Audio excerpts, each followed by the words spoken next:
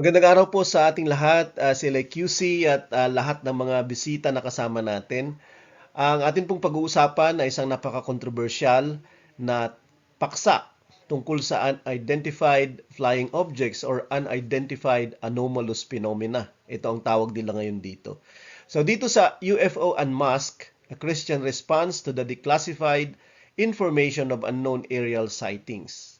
At maraming mga haka-haka tungkol dito simula pa noong late 1940s ay sikat na pinag-uusapan yung tungkol sa mga unidentified flying objects at may mga kwento pa nga ng abductions o yung tinatawag nilang pakikipagharap talaga dito sa mga tinatawag na aliens. So, kamakailan lang, siguro in the last less than 10 years, ay nagpapalabas ang Pentagon, ang military wing ng Amerika, ng mga declassified information tungkol dito. At maraming mga nagtatanong, maraming nagtataka, ano nga ba talaga ang tungkol dito sa mga UFO o kaya UAPs? At napapanood lang natin sila, 'di ba, sa mga Hollywood movies katulad ng Men in Black at yung E.T. um yung iba pa, yung First Encounter yata yun of the Third Kind na tinatawag, 'di ba, ni Steven Spielberg. At iba pang mga ganitong uri ng mga babasahin at ng mga pelikula. So, nakikita natin ito at napapanood at nagkakaroon tayo ng idea na meron pa bang ibang mga nilikha bukod sa atin sa universe. Kasi napakalawak ng nilikha ng Diyos upang itong mga nilikhang ito ay hindi sila maging posible, 'di ba? Kung tutuusin. Kaya lang ano ang sinabi ng Diyos tungkol dito? Meron bang sinasabi ang Biblia tungkol sa mga nilikhang ito o kung totoo ba sila, 'di ba, na aliens na physical dito sa mundo, dito sa universe na kinabibilangan ng ating mundo? Nahati sa iba't ibang mga grupo ang reaksyon ng mga tao tungkol dito sa mga ipinapalabas na information na ito. At may mga news nga tungkol sa mga gustong mag-debunk ng UFO videos katulad ng news na ito sa isang science website. Sa New York Times noong 2021, sabi nung nagsulat dito ng isang essay, I am a physicist who searches for aliens. UFOs don't impress me. So hindi sila naniniwala. Dito sa New Zealand, meron akong nakitang news sa internet sa theconversation.com dito sa New Zealand. Sabi niya dito, belief in alien visits to Earth is spiraling out of control. Bakit out of control ang mga balita tungkol dito? Yung pagbisita ng mga alien kasi napaka-dangerous daw nito, okay, sa society. At yun nga yung problema natin. So may mga unidentified flying objects at may mga nagmamaneho daw nito at sila ay galing sa ibang mga planeta at pumunta sila dito sa planeta natin. At iba-iba yung kanilang itsura, iba-iba yung kanilang mga pangalan, may mga aliens, extraterrestrial, at meron ding tinatawag na grays. At yung mga itsura nila ay humanoid, para silang mga tao. Pero upang masabi na meron mga aliens o kaya naman extraterrestrial, mga nilikha na katulad natin sa ibang planeta, ay pag-usapan natin kung meron ba talagang mga planeta na pwedeng mag-hold o tirhan ng mga nilikhang katulad natin, na pwede silang mabuhay sa gas na meron ang kanilang mga planeta. Kasi dito lang sa solar system natin, ayon sa siyensya, ay may mga iba't ibang mga planeta nga. Pero ang Earth lang yung pwedeng mag-hold ng buhay katulad ng alam natin. So may mga tinatawag na exoplanets at terrestrial planets. Ang exoplanets ay mga planeta na hindi na ito sakop ng ating araw o yung ating solar system.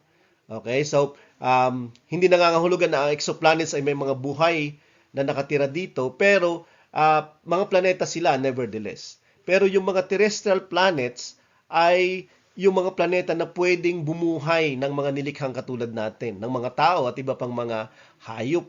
At tinatawag silang terrestrial planets. At sa kasalukuyan, tinataya ng mga astronomiko, yung mga astronomers na merong apat sa ating solar system na pwedeng tirhan o terrestrial planets. Venus, Mercury at saka Mars. Ang problema, pwede kang tumira doon pero pwedeng mamatay ka din bigla kasi ah, hindi siya capable na tustusan yung oxygen na kinakailangan natin. At wala pang nakakapunta dito kung sakali, 'di ba? So, at sa ibang mga solar systems o mga stars, hindi rin sila sigurado kung mayroong mga planeta na nandoon.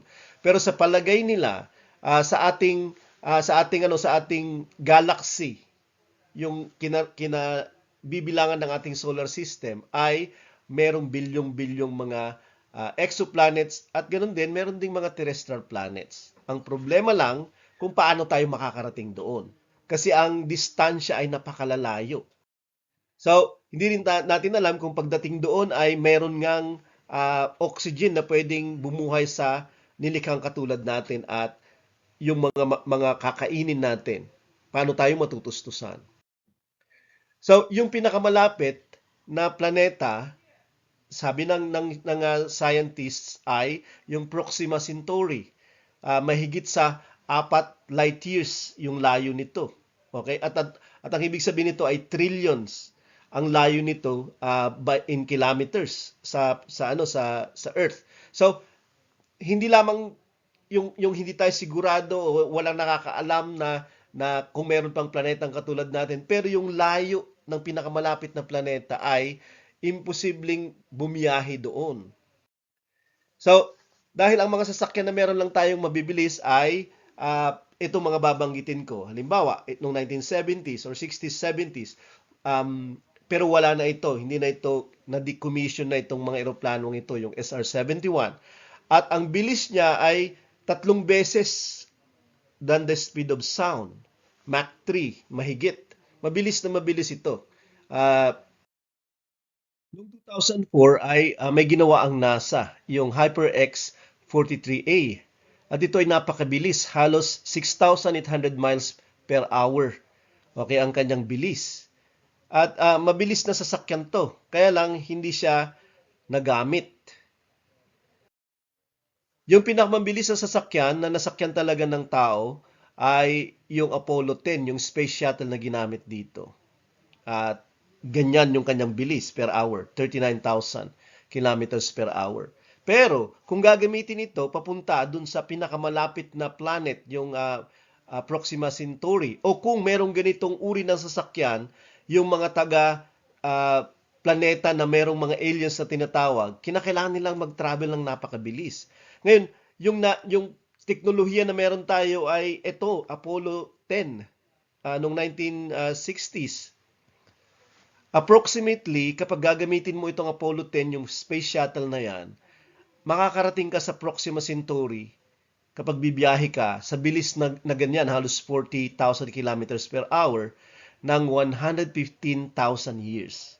Yung point is, napaka-imposible na mag-travel ka, yung tinatawag nilang interstellar o kaya interstellar na pagbiyahe, 'di ba? Hindi ka pwedeng bumiyahe kasi kung wala kang sasakyan na napakabilis. May mga theories sila, 'di ba, na bumabagal daw kapag mabilis yung sasakyan, bumabagal daw yung time. Pero ito ay theory lang kung sakali. So, muli imposible kapag sila ay pupunta dito kasi kinakailangan nga haba ng edad nila, 'di ba? O kaya naman mabibilis yung kanilang mga sasakyan. At katulad ng HyperX kanina, $230 million yung isa noon, 'di ba? At hindi pa siya pwedeng gamitin. So muli imposible na makarating sila dito. So ano ba yung sinasabi ng mga data na meron sila? Meron bang alien? Sabi nila wala. Pero merong hindi maipaliwanag na sightings ng mga flying objects na ito, unidentified na mga phenomena. So, UFO unmasked. Who are they? Sino sila kung talagang meron? Di ba itong mga UFOs na ito, yung mga aerial sightings na ito na unidentified? Binisita na ba talaga tayo ng mga aliens? Ano ang sinasabi ng Biblia tungkol dito? So, ang UFO Unmasked po ay patungkol dito. Ano naman yung masasabi natin bilang mga Christians at ano yung sinasabi ng ating Diyos at ang salita ng Diyos tungkol dito? Meron ba? Walang sinasabi ang Biblia tungkol dito na mayroon pang ibang mga nilikha bukod sa atin sa universe. Okay, pero sa labas ng universe, sa physical na universe ay meron at yun yung pag-uusapan po natin. Bumisita na ba sila dito? Nangyari na ba ito? Sa umpisa pa lang ng kwento ng Biblia natin ay merong personalities doon. At yun si Adan at si Eva, ang Diyos, at merong tinatawag na ahas na nandaya sa kanila sa sangkatauhan. At sabi sa Revelation 12 verse 9, that great dragon was thrown down, that ancient serpent, yung matandang ahas, na tinatawag na Diablo at Satanas, the deceiver of the whole world, ay tinapon dito sa earth kasama ng kanyang mga anghel at nandito sila. Ito yung mga fallen angels na pinangungunahan ng ahas na si Satanas. So, mga anghel sila, pero hindi sila galing sa ibang planeta, galing sila sa ibang dimensyon, spiritual na dimensyon. Pero, nagiging physical, katulad ng ahas na ito, na nakipag-usap pa nga kay Adan at kay Eva. So, merong ganitong mga pagbisita mula sa ibang dimensyon, sa langit, o kaya naman sa spiritual na dimension. Pero hindi siya dito sa physical na universe. 'Di ba? Sila galing sa Diyos, sa lugar kung saan ang Diyos, dahil sila ay mga anghel o kaya naman mga espiritu ng Diyos. At merong mga ganitong mga nilikha bukod sa tao o bago yung tao, yung mga invisible at spiritual beings. Tinatawag silang cherubims, seraphim sa Bible o kaya mga angels. At eto nga, at bumibisita sila dito. Kahit ang Panginoong Hesus ay nagkatawang tao, hindi siya naging tao, kundi nagkatawang tao kasi siya ay God. At yan yung kanyang kalikasan. Nung time ni Noah, 'di ba? Dahil sinabihan na itong ahas na to, yung Diablo, na siya ay papatayin ng anak ng babae o anak ng tao. At tila baga mayroong corruption of the genes ng mga tao, yung genealogy ng mga tao. Tila baga, ito ay theory din, di ba? Kasi doon sa time ni Noah, kung bakit ito winasak sa pamamagitan ng dilubyo ng tubig, sa umpisa ng Genesis 6 verses 1 to 2, when man began to multiply on the face of the land, sabi niya, the daughters were born to them, the sons of God saw the daughters of man were attractive, and they took as their wives any that they choose. So, nung nagsimula na silang dumami, di ba, after ni Noah, after ni Adan, at na kanyang pamilya ay dumami na, di ba, nung dumating na si Noah, sabi niya, nagkaroon ng mga anak yung mga tao, at may mga iba pang nandoon, the sons of God. Hindi lamang daughters of men, kundi the sons of God. So verse 4, the Nephilim or the giants were on the earth in those days. May mga higanti daw na nandoon. Kasi bakit? Sila ay mga anak ng sons of God and daughters of men. So, merong mga personalities ulit na nandito bago puksain ang civilization ni Noah. The sons of God and the daughters of men. Ano-ano ang ibig sabihin ng mga personalidad na ito at sino-sino sila? So, who are the daughters of men? Sino yung mga babaeng anak ng tao? At sino yung mga lalaking anak ng Diyos? So may mga theories tungkol dito. The daughters of men daw ay sila yung mga inanak ni Cain. Okay, sila yung lipi ni Cain. At yung sons of God, sila yung lipi ni Seth. Ito yung mga anak ni Adan pagkatapos mamatay ni Abel. So very bad yung mga daughters of men, pero very good yung the sons of God. Kaya lang ang problema, lahat sila ay namatay. Pamilya lang ni Noah ang nabuhay. Diba? So, sino talaga itong mga daughters of men and the sons of God? Katulad ng nakalagay sa verse na binasa natin, mga babaeng anak ng tao. Hindi sila particular na anak ng isang tao, kundi anak ng tao. Ibig sabihin, mankind ito. Mga babae, females. Pero ang nagkagusto sa kanila ay mga anak ng Diyos. Ito ba ay physical na tao, mga lalaki, or spiritual, na naging nagkatawang tao din. Sa Job 1 verse 6, mababasa mo ulit itong praise na to, the sons of God. Pero dito, kasama sila ni Satanas.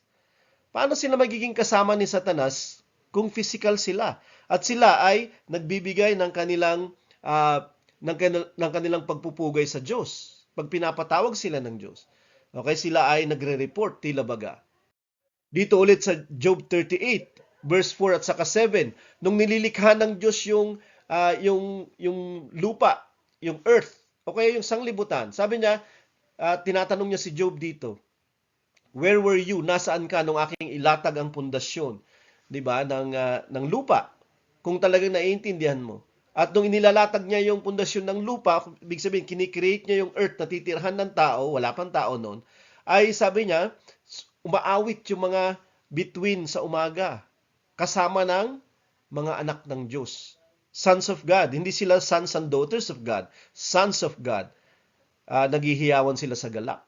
So, wala pang titirhan na lupa, nandun na itong mga sons of God. So, hindi sila mga physical na mga tao, na mga nilikha.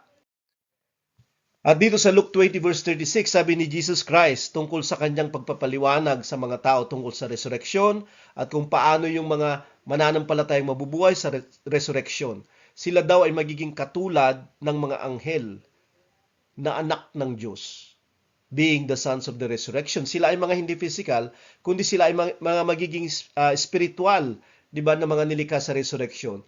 Kasi katulad sila ng mga anghel, pero pwede silang makita sa physical na kalagayan. Pero ang tawag sa mga anghel dito ay mga anak ng Diyos. So, hindi lamang yung mga born again yung anak ng Diyos. Di ba? Kundi sila din ay inanak ng Diyos kasi galing sila sa Diyos, itong mga anghel na to. Kaya lang may mga anghel na mabubuti at mayroong mga anghel na hindi. At yung mga anghel na hindi mabubuti ay itinapon sila dito sa lupa. At bumibisita rin sila dito noon. At binibisita din tayo hanggang ngayon ng mga anghel na mabubuti. So, sabi ng Biblia sa Revelation 12, 1/3 ng mga anghel na ito ay nadaya ni Satanas, pero 2/3 ay naiwan at sila ang mga mabubuti. Sa 1 Kings 22 verse 19, nandito yung isang vision, okay, ni Micaiah, isang propeta. Okay, nung hahatulan nila si Ahab, yung hari na masama. 'Di ba? Kasi hindi siya nakikinig at ayaw niya ng katotohanan. So sabi dito, the Lord sitting on his throne, nakaupo ang Panginoon, ang Diyos, 'di ba, sa kanyang trono. Kasama yung all the host of heavens beside him on his right hand and on his left. So para bang meron silang conference. At meron siyang mga kausap at ang mga kausap niya dito ay yung host of heaven. Mga hukbo ng langit. Ibig sabihin mga spiritual beings ito. Okay, na nagmi-meeting sila kung anong gagawin nila. At nagtanong dito ang Panginoon, hindi na natin mababasa yung verse 20, 21, 22. Pero nagtanong siya, sino ang ipapadala natin para dayain si Ahab? Kasi ayaw na niyang maniwala. So pagpatuloy na lang niya yung kanyang kalagayan. At mayroong isang spirito doon, dito sa host of heaven na nagsabi, pupunta ako doon. At binigyan siya ng, ito ay naging lying spirit daw. Isang paksa siya na hindi na natin pupuntahan. Pero ang point is, meron pang ibang mga nilikha bukod sa Diyos. Sa Psalm 82 verse 1, ito din yung sinasabi dito. God has taken His place in the divine council. So nandito yung kapisanan ng Diyos. Ibig sabihin, konseho, at siya yung leader. Siya yung pinuno ang Diyos. Sabi niya, at ito ay sa gitna ng mga Diyos, He holds judgment. In the midst of the gods, He holds judgment sa divine council. So mayroong maka-Diyos na kapisanan at ang Diyos yung nandoon at naglilid among other gods. Bakit tinawag niyang gods itong mga to na naghahatol? Ano ang ibig sabihin nito? Sa verses 6 to 7, I said, you are gods, sons of the Most High. So, yung tinutukoy niyang mga Diyos dito na iba, Elohim din kasi yung pagkakasulat nito sa Hebrew, yung gods, ay tinatawag na mga anak ng kataas-taasan o anak ng Diyos. Kasi sila ay mga sons of God, ang tawag sa kanila nung una. Kasi ang nilikha sila ng Diyos. Hindi lang si Adan yung unang nilikha. Actually, yung pinakaunang nilikha itong mga spiritual entities na to. Na yung iba ay kasakasama ng Diyos sa paghatol, kasakasama niya sila sa pamamahala, lalong-lalo na dito sa lupa. At dito medyo pumalya sila dito sa Psalm 82. So may mga angels na pumalya dito. At sinasabi niyang kukunin niya ulit yung kapangyarihan sa kanila. At para mang ito yung kwento, 'di ba? So may panakana-ka na ganitong mga kwento sa scriptures. 'Di ba? At sila ay humahalo itong mga tinatawag na mga anak ng Diyos na to, mga spiritual beings na ito, na umahalo sila sa mga tao. Sumasali sila sa araw-araw na pamumuhay ng mga tao at pamamahala sa lupa. Sa Daniel 4 verse 13, dito sa vision ni Daniel, sabi niya, nakakita ako ng watcher, bantay o gwardya. Pero siya ay banal, a holy one, na sabi niya bumababang mula sa langit. So muli, ito ay spiritual na entity. Isa siyang banal mula sa langit at siya ang tagabantay, watcher. Diba? Watcher. Sabi pa niya sa verse 17, nagkaroon ng pag-uusap dito among the watchers. Pero sabi niya, the sentence is by the decree of the watchers. At ang pinaka-konklusyon at kung ano yung gagawin, di ba, sabi niya ay sa pamamagitan ng pinagkasunduan ng mga bantay na ito, watchers na to. The decision by the word of the holy ones. Di ba? To the end that the living, etc. So, nandito yung mga watchers na to na sinasabing meron silang kinalaman sa nangyayari dito sa mundo natin. Pero sila ay tinatawag na tagabantay. Sila din ba yung divine council? Sila din ba yung mga tinatawag na gods because they are the sons of the Most High? Dito sa Hebrews 1 verse 14, pinatutungkulan yung mga angels na mga ministering spirits na pinapadala ay sinusugo para sila ay tumulong, sumuporta, 'di ba, maglingkod sa mga tagapagmana ng kaligtasan katulad natin. So, merong mga ganitong mga spirits at sila ay mga angels. Mabubuting angels sila at sila ay sumusunod sa sinasabi ng Diyos. Sa chapter 13 verse 2, sabi niya, do not neglect to show hospitality to strangers. 'Di ba? Huwag ninyong pabayaan na magpakita ng pagtanggap sa mga hindi kilala o dayuhan. Kasi sa pamamagitan nito ay nakapag-entertain yung iba ng mga anghel na hindi nila namamalayan. Katulad ng picture na ito na patungkol kay Abraham, 'di ba? Sa Genesis chapter 18 at saka 19 na nakapagpatuloy siya ng tatlong mga spiritual personalities. Dalawa doon ay ang anghel at ang isa doon ay si Yahweh na itsurang tao sila. Kaya hindi sila may pakpak kasi kapag may pakpak sila, alam mo na kagad, 'di ba? O kahit yung demonyo si Satan, hindi siya merong sungay, 'di ba? At meron siyang mga pangil at meron siyang daladalang napakalaking tinidor, 'di ba? At pangit niyang tumawa at pula yung kanyang mata. Kasi sinong hindi mag-iisip na ito ay masama, 'di ba? Pero ang mga anghel ay hindi mo mamamalayan daw na pwede mo silang mapatuloy o kaya naman pwede kang mayroong interaction sa kanila pero hindi mo alam na angel sila kasi itsurang tao sila. Sa Daniel 10 verse 5, nananalangin si Daniel upang ibumalik na sila, 'di ba, yung Israel sa Jerusalem dito sa Israel, 'di ba? Kasi alam niya na tapos na yung judgment sa kanila na maging alipin. So sabi niya dito, nananalangin siya, kaya lang 21 days, 3 weeks siyang nananalangin. Hanggat sabi niya pag tango ng kanyang mga mata, sabi niya, nakita niya, behold a man. Okay? Nakadamit ng lino. Ito yung kanyang nakita. Okay? Man, tao, lalaki. At nagsalita itong lalaki na ito sa kanya, o mukhang lalaki na ito sa kanya, dahil nagdadasal siya. Sabi niya, fear not, Daniel, for from the first day that you set your heart to understand and humbled yourself before your God, simula pa nung unang araw na mag-fasting ka at magdasal, sabi niya, narinig na yung tinig mo. And I have come because of your words. Dumating ako ngayon dahil sa iyong tinig, dahil yung sa mga salita at pagsusumamo mo sa prayers at fasting mo. Sabi niya, pero the prince of the kingdom of Persia withstood me. 21 days. Pero pinigilan ako ng prinsipe ng kaharian ng Persia. But, sabi niya, Michael, one of the chief princes, pero si Miguel, sabi niya, isa sa mga pinunong prinsipe, ay tinulungan ako laban sa hari ng Persia. So, anong ibig sabihin nito? Di ba? Nananalangin siya, tapos mayroong nagpakitang parang lalaki, pero sinasabi ng lalaki na to, pinigilan ako kaya hindi ako kagad nakarating sa iyo. Di ba? Ng prinsipe ng Persia, yung pinuno ng Persia. Si Miguel, tinulungan ako. Siya yung pinaka-chiefs among the princes, sabi niya, laban sa Prince of Persia. So, kaya lang, mukha siyang tao. At ang appearance niya tao dito sa mga verses na nandito. Sa dulo ng chapter 10, sabi niya, do you know why I have come to you? Alam mo ba kung bakit ako dumating sa iyo? Pero sabi niya, ako ay babalik to fight against the Prince of Persia. Babalik ko upang makipaglaban dun sa prinsipe ng Persia. At pag alis ko, the Prince of Greece will come. Pag alis ko, darating naman ang prinsipe ng Greece. Okay? Katulad ng nakasulat sa aklat, sabi niya, there is none who contends by me, okay, against this except Michael your prince. At wala akong kasamang makikipaglaban sa mga to, sabi niya, kundi si Miguel ulit, ang inyong prinsipe. Ang kausap niya ay si Daniel.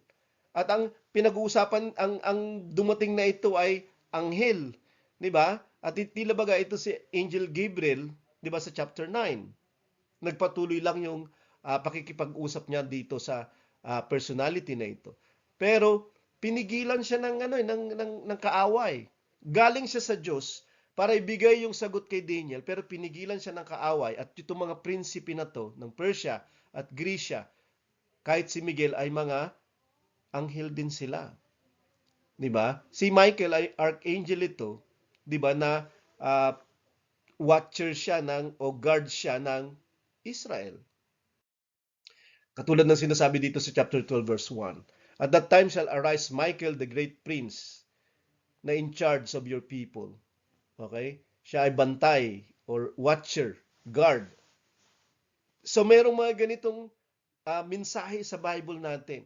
Na tila baga, 'di ba, mayroong mga bad spirits at saka good spirits, they are angels. At yung iba ay namumuno sila, 'di ba, ng mga kaharian. At yung iba ay idolatrous, 'di ba? Ang worship nila ay sumasamba sa Diyos-Diyosan at pagano. Pero yung iba katulad ng Israel ay sumasamba sa totoong Diyos. At nandoon at sila ay binabantayan at nandoon sila ay may mga angels na sumusuporta sila at umaalalay sa kanila na pinapayagan ng Diyos hanggang sa ngayon. 'Di ba? At sila yung mga gods ng mga religion na ito sa iba't ibang mga lugar. So, kung tama itong idea na to, then matagal nang mayroong bumisita dito at nananatili pa nga sila dito katulad ng sinasabi ng Bible. At ito ay mga angels. Pero yung iba ay good angels, yung iba ay fallen, at sila ay mga evil spirits at demonic spirits. Na pwedeng magkatawang tao o kaya naman gumamit ng katawan na pisikal. Katulad ng Ahas, katulad ng sons of God, katulad ni Jesus at ng mga anghel, 'di ba, sa Old at New Testament, na nakikipag-usap, na nakikipag-interact, 'di ba, nakipag-wrestling pa nga sa chapter 32 ng Genesis si Jacob sa isang angel na yun ay spiritual siya, 'di ba? At maraming mga ganito sa New Testament, 'di ba, na pagpapakita, pakikipag-usap ng mga angels, mukhang tao at lalaki. Lalong-lalo na nung nag-resurrect na si Jesus Christ. Sa Jude 1 verse 6, pero may mga bad angels, katulad ng alam natin. Katulad ng sinasabi dito, the angels who did not stay within their own position of authority. Hindi na sila nagpasakop sa kanilang otoridad, yung God. Left their proper dwelling. Okay? Umalis sila sa kanilang tahanan. Kaya sila ngayon ay nasa eternal na pag-iingat hanggat sa dumating yung yung judgment nila, kasi sila ay i-judge. So may mga angels na ganito yung kalagayan nila. 'Di ba? Bakit sila nasa parang kulungan, eternal na chains o kadena. Parang sila ay prisoner. Okay, meron silang ginawa obviously. Tila baga meron pang ibang information dito tungkol sa mga angels na yon sa Jude 1 verse 6. Sabi niya dito sa 1 Peter 3 verses 19 to 20, in which he went and proclaimed to the spirits in prison. Si Jesus ito. Pumunta daw siya sa isang kulungan ng mga espiritu. At ang mga espiritong ito ay, they formerly did not obey God nung time ni Noah. So, merong mga espiritu nung time ni Noah na hindi sila sumunod. At sino-sino itong mga espiritong ito? Hindi niya sinabing kaluluwa, hindi niya sinabing tao, pero mga espiritong nasa kulungan. Katulad ng sinasabi ng Jude 1 verse 6. Sa 2 Peter 2 verse 4, for if God did not spare angels when they sinned, sabi niya, pero keep them into hell, o Tartarus, kulungan yan ng mga espiritu sa Bible at sa Greek, and committed them to chains, gloomy darkness, kept until the judgment. So, muli, mayroong mga sinasabi ditong mga spiritual beings, pero angels sila. 2 Peter chapter 2, na nagkasala, di ba? At nakakulong sila at nakakadena sila, at sila ay iniingatan hanggang sa araw ng paghuhukom sa pagdating ng Panginoon. At kung itutuloy mo itong mga verses na to, ay isinisingit niya yung tungkol sa nangyari kay Noah, nangyari sa Sodoma at Gomorrah sa Genesis. Na para bang may kinalaman itong mga angels or spiritual beings na ito. That's why sila ay nakakulong sa kasalukuyan. Si Satan ba ay nakakulong? Hindi pa nakakulong si Satan. Ikukulong pa lang siya sa Revelation chapter 20. Pero may mga angels na nauna. At tila baga sila yung mga nag-revolt. O kaya naman gumawa ng kasamaan sa sangkatauhan nung time ni Noah at nung time ng Sodoma at Gomorrah. Sa Matthew 25 verse 41, may mga tao na pupunta sa dagatang apoy, eternal na apoy. Pero ang mga pupunta doon ay mga cursed. Hindi sila blessed. Tayo ay blessed sa pamamagitan ng kaligtasan ng Panginoong Hesus. Kasi siya yung kumuha ng ating sumpa upang tayo pagpalain. Hindi lamang ng walang hanggang buhay, hindi lamang ng kapatawaran, kundi ng Espiritu Santo. Titirhan tayo ng Diyos. Galatians 3 verse 14, verse 13. Pero dito, meron pang pupunta sa eternal fire at sila yung diablo at ang kanyang mga anghel. So eventually, yan yung final judgment nila. Kahit yung mga nakakulong na sinasabi ng Jude at ng Peter na mga angels ay naghihintay ng judgment na ito sa eternal fire. Pero may mga tao din na pupunta dito dahil hindi sila pinagpala ng kapatawaran, hindi sila pinagpala ng buhay na walang hanggan, at ng relasyon sa Diyos, dito pa lang habang nabubuhay sila dito sa lupa. Dahil ayaw nila ng kanyang kaligtasan at ng kanyang paghahari sa mga buhay nila. Katulad ng mga spiritual mga personalities na ito. Sa Revelation 16 verse 13 to 14, bago dumating ang Panginoong Hesus, ay merong tatlong personalidad na binabanggit ang Book of Revelation na maghahari o paghaharian nila, ililid nila lahat ng mga pinuno ng sanglibutan laban sa Diyos. Sa Diyos na makapangyarihan sa lahat or yung God Almighty. Sa isang giyera na tinatawag na Armageddon. Pero sila ay ang dragon at alam natin kung sino yung dragon, di ba? Kanina sa Revelation 12, yun yung matandang ahas. Yun yung Diablo at Satanas. Pero ang kasama niya ay yung hayop, yung beast at ang bulaang propeta. At sila ay unclean spirits. Nagkatawang tao. Magkakatawang at ano ba sila? Physical ba sila? Sabi niya, they are demonic spirits performing signs. Mamamangha ka sa mga ginagawa nilang makapangyarihan at mga kababalaghang tanda at mga himala. Okay, pero sila ay unclean spirits, devil sila at demon sila. Diba? Pero sila ay kinakatawan o kinakatawan nila ang dragon, ang diablo, kinakatawan nila ang bulaang propeta at ang hayop. Kung ang dragon ay ang diablo at spiritual being yan, okay, yung beast o hayop at ang bulaang propeta ay tao. Pero sa likod nila, nandoon ang demonyo. Sa Revelation 13 verse 2, talking about the beast, na eventually ito yung Antichrist, sabi niya, siya ay binigyan ng dragon ng kanyang kapangyarihan. So binigay ng dragon o ng demonyo ng diablo ng Satanas ang kanyang kapangyarihan, ang kanyang trono at ang kanyang otoridad. Kaya napakamakapangyarihan itong Antichrist na to isang araw. Pero siya ay tao na binigyan ng kapangyarihan at nasa kanya ang espiritu ng dragon. Sa 2 Thessalonians 2 verse 9 to 10, ito din yung Antichrist ayon kay Pablo. The coming of the lawless one or man of sin, sabi niya ay sa pamamagitan ng paggawa ni Satanas, activity of Satan with all power. So, makikita natin yung kapangyarihan ni Satanas sa pamamagitan nitong taong ito. 'Di ba? The lawless one. At gagawa siya ng false signs and wonders. Bulaan, pero makikita ito ng mga tao at madadaya sila. With wicked deception for those who are perishing. At ang madadaya nila ay ang mga mapapahamak. Ito yung dadayain ng kanyang mga signs and wonders. Okay, dahil makapangyarihan yung kanyang pandaraya, deceptive. Because madadaya sila, bakit? They loved not the truth. Hindi nila minahal ang katotohanan, kaya hindi sila maliligtas. Kaya sila madadaya, kaya sila mapapahamak. Pero ang mga mananampalataya ay hindi sila mapapahamak, kundi magkakaroon sila ng buhay na walang hanggan.